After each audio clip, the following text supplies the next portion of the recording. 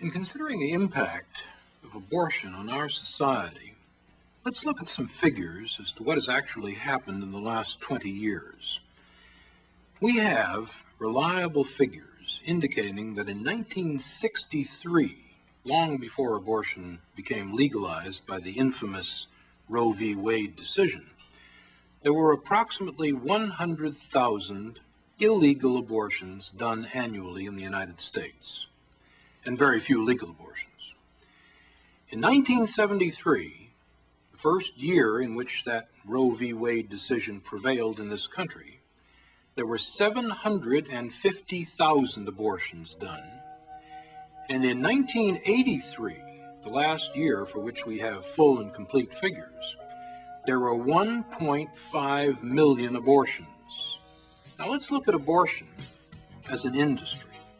Last year, there were 1.5 million abortions done in this country, and the average cost of an abortion is about $300 to $400 per operation. This has created an industry in this country of about $500 to $600 million a year, which would qualify to be on the Fortune 500 list of largest industries in the world. 90% of these monies are going into the pockets of physicians, and the remainder into the pockets of the entrepreneurs who run the clinics. Now, we've had some recent investigations on the question of these clinics. Clinics are being franchised out like fast food services across the country. We know there are chains of them in California and through the Southwest, and even in the Southeast of the United States.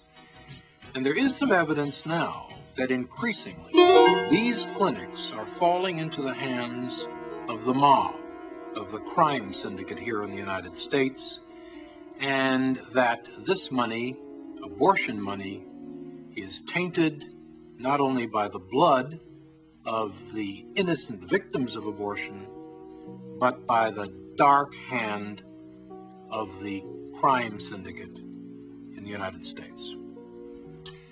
When discussing abortion, we must also understand that the unborn child is not the only victim.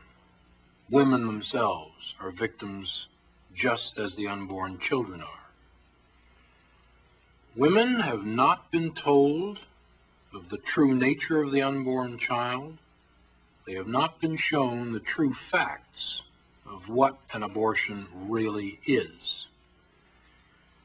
Women in increasing numbers, hundreds, thousands, even tens of thousands, have had their wombs perforated, infected, destroyed. Women have been sterilized and castrated, all as a result of an operation of which they have had no true knowledge. This film, and other films which may follow like it, must be made a part of the informed consent for any woman before she submits herself to a procedure of this sort.